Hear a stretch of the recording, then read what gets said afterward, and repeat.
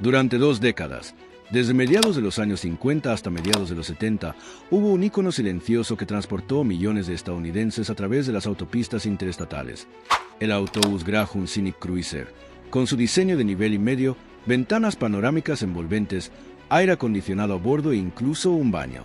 El Scenic Cruiser fue llamado alguna vez el yate terrestre de Estados Unidos. Pero detrás de esa apariencia llamativa se esconde una historia técnica enredada. Un autobús impulsado por 2 motores diésel colocados lado a lado, una transmisión no sincronizada y problemas mecánicos que volvieron locos tanto a conductores como a técnicos. Un diseño innovador pero profundamente defectuoso.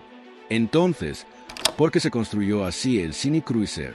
¿Por qué Greyhound y GMC apostaron por un concepto tan extraño? ¿Y qué lo convirtió en uno de los autobuses más recordados en la historia del transporte estadounidense? Vamos a descubrirlo en el recorrido de hoy. A principios de los años 50, Greyhound estaba en la cima del transporte de pasajeros a larga distancia en Estados Unidos. Pero no querían ser solo una empresa de autobuses. Querían ser un ícono. En una época en la que los autos privados se volvían más comunes y los viajes en avión comenzaban a atraer a pasajeros de mayor poder adquisitivo, Greyhound necesitaba algo realmente diferente. Un autobús que captara la atención a primera vista. Una máquina que no solo transportara personas, sino que inspirara viajes. Así nació la idea del Scenic Cruiser. Greyhound se asoció con General Motors, el gigante automotriz de Estados Unidos en ese momento, para hacer realidad esta visión. Pero no se detuvieron en la ingeniería. Acudieron a un nombre legendario: Raymond Loewy, el diseñador industrial detrás de la botella de Coca-Cola, el empaque de Lucky Strike y los icónicos autos Studebaker. Loewy aportó no solo elegancia aerodinámica, sino también verdadera alma de diseño al Scenic Cruiser. Al mismo tiempo, Greyhound quería que el nuevo autobús llevara más pasajeros, ofreciera mayor comodidad y destacara sobre cualquier rival.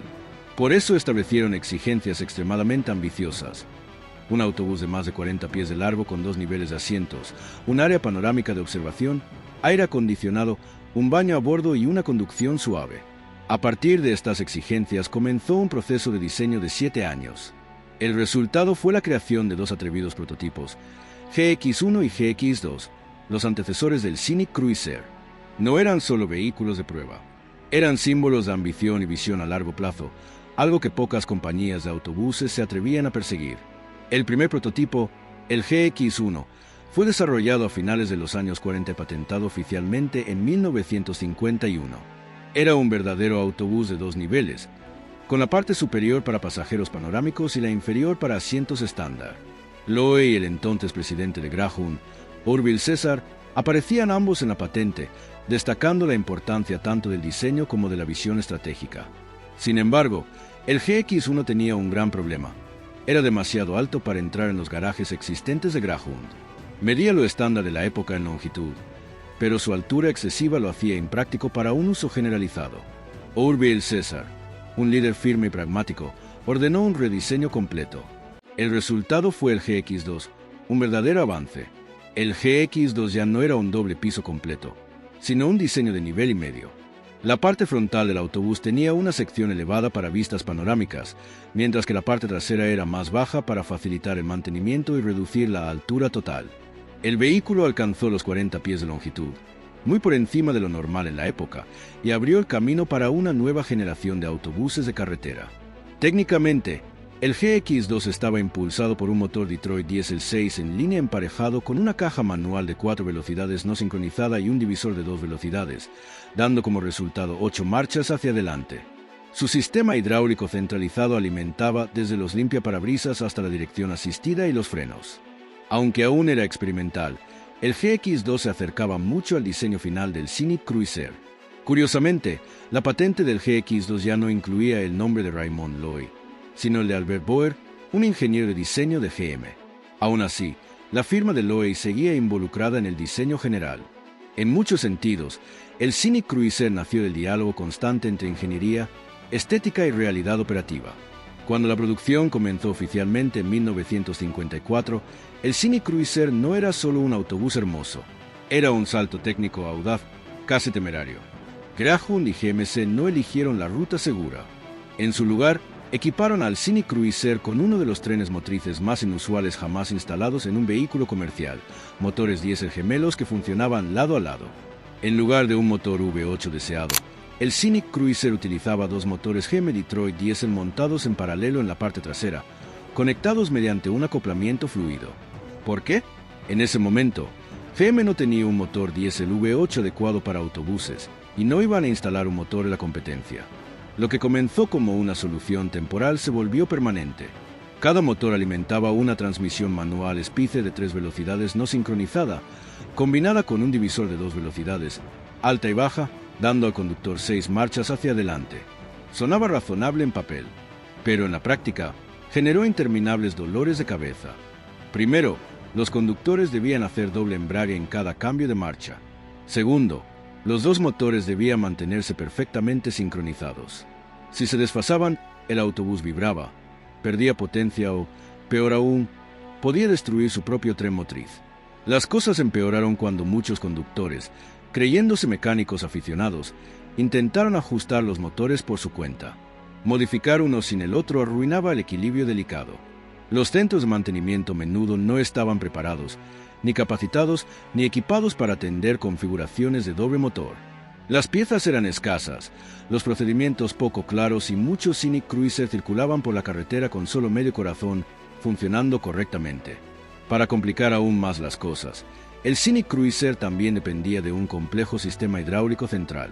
Desde los frenos hasta la dirección asistida y los limpiaparabrisas, todo funcionaba con el mismo sistema hidráulico, que contenía varios galones de fluido, a veces presurizado más de 1.500 libras por pulgada cuadrada. Aunque hacía que la operación fuera suave, también volvía el mantenimiento mucho más difícil. Pero no te intimides demasiado por el complejo tren motriz del Scenic Cruiser, porque su interior era realmente cautivante. Greyhound invirtió mucho para convertir al Scenic Cruiser en el hotel rodante de Estados Unidos. La primera impresión provenía de su diseño de vidrio panorámico en la parte superior. Los pasajeros sentados arriba no solo disfrutaban de una vista elevada, sino que estaban rodeados por amplios paneles de cristal, creando la sensación de deslizarse por el paisaje estadounidense en un vagón de observación. Los niños a menudo competían por los codiciados asientos frontales, donde podían mirar directamente a través de parabrisas, una vista que prácticamente ningún otro vehículo ofrecía en ese tiempo. Los asientos también fueron cuidadosamente diseñados. Greyhound y Raymond Loewy eligieron una tela multicolor especialmente tejida con un patrón entrecruzado. El objetivo no era solo estético, también era práctico. Querían una tela que pudiera ocultar manchas y desgaste con el tiempo. Esto mantenía a los autobuses luciendo limpios incluso después de servir a miles de pasajeros cada año. En cuanto a comodidades, el Scenic Cruiser venía equipado con aire acondicionado, un sistema de ventilación para humo de cigarro e incluso un baño a bordo, un lujo para su época. Las ventilas del aire acondicionado estaban colocadas de manera inteligente para asegurar un flujo uniforme en toda la cabina. Mientras tanto, las ventilas del techo ayudaban a filtrar el aire, especialmente importante en una época en la que aún se permitía fumar dentro del autobús. El compartimiento de equipaje bajo el piso era espacioso, permitiendo almacenar maletas grandes y carga. Además, algunas rutas del Scenic Cruiser incluso contaban con asistentes a bordo, algo inaudito en el servicio regular de autobuses interurbanos. Pero bajo ese exterior glamuroso había una pesadilla mecánica que le costó muy caro a Greyhound. Todo comenzó con la elección del tren motriz. El uso de dos motores Detroit Diesel, cada uno con solo 4 cilindros, fue un compromiso forzado porque GM aún no tenía un motor diésel V8 adecuado. Estos motores estaban conectados mediante un acoplamiento fluido que enviaba potencia a una transmisión manual no sincronizada de 3 velocidades con un divisor de 2 velocidades, para un total de 6 marchas hacia adelante. En papel parecía una solución flexible. En la práctica, fue un desastre. Para que los motores gemelos funcionaran bien, debían estar perfectamente sincronizados. Si solo uno funcionaba fuera de fase o con menor rendimiento, todo el sistema perdía potencia, vibraba violentamente y se volvía vulnerable a fallas. Y esto ocurría con mucha más frecuencia de lo que cualquiera esperaba. Una razón importante: los conductores. Muchos creían que podían ajustar los motores para que funcionaran más suave o más fuerte, pero esto normalmente provocaba un desajuste entre ambos. Mientras tanto, el personal de los garajes de Greyhound estaba poco capacitado. Las piezas de repuesto eran escasas y casi no existían procedimientos claros para el mantenimiento de un sistema de doble motor. El resultado: cientos de Scenic Cruiser circulaban con solo un motor funcionando correctamente o, peor aún, con ambos fallando. Las averías eran frecuentes, Los retrasos en el servicio comunes y la confianza de los clientes en Greyhound comenzó a deteriorarse. La situación se volvió tan grave que Greyhound tuvo que lanzar un programa de modificación a nivel nacional. Todos los Scenic Cruisers fueron convertidos para funcionar con un solo motor Detroit Diesel V8, una alternativa mucho más potente, simple y confiable. Al mismo tiempo, la transmisión fue actualizada de una de 3 velocidades a la más familiar de 4 velocidades no sincronizada, con la que los conductores ya estaban acostumbrados. Ante las crecientes quejas tanto de conductores como de pasajeros, Greyhound se vio obligada a actuar. En solo unos pocos años de haber puesto en servicio el Scenic Cruiser, la compañía lanzó uno de los programas de modificación más grandes en la historia del transporte comercial de autobuses en Estados Unidos. Primero llegó la renovación del tren motriz. Como se mencionó antes, todos los Scenic Cruisers reemplazaron sus motores gemelos por un solo Detroit Diesel V8, una unidad más potente, más confiable y mucho más fácil de mantener. Con solo un motor, pero con considerablemente más potencia, el autobús se volvió mecánicamente más simple mientras mantenía su rendimiento. Después vino la actualización de la transmisión. La original de 3 velocidades con divisor de 2 rangos, que había resultado difícil para los conductores, especialmente por el doble embrague, fue reemplazada por una transmisión manual no sincronizada de 4 velocidades, similar a la que Greyhound usaba en otros autobuses en ese momento. Esto facilitó la adaptación de los conductores y redujo las averías causadas por errores al cambiar de marcha.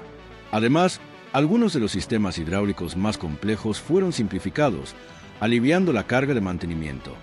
Aunque el exterior del Scenic Cruiser permaneció casi sin cambios, internamente había sido completamente transformado. Estas mejoras no solo ayudaron a restaurar la reputación de Greyhound, sino que también extendieron la vida útil de la flota. Muchos Scenic Cruisers continuaron operando bien entrados los años 70, muy por encima de lo que se esperaba originalmente. Las mejoras técnicas hicieron al Scenic Cruiser más duradero, pero lo que lo volvió inmortal fue su impacto en el diseño y en la experiencia del pasajero.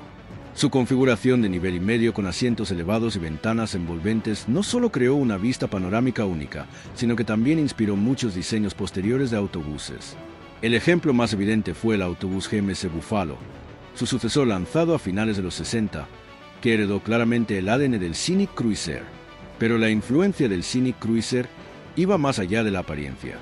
Estableció nuevos estándares para los autobuses modernos de carretera: aire acondicionado, baños a bordo, amplios compartimientos de equipaje e incluso asistentes en algunas rutas.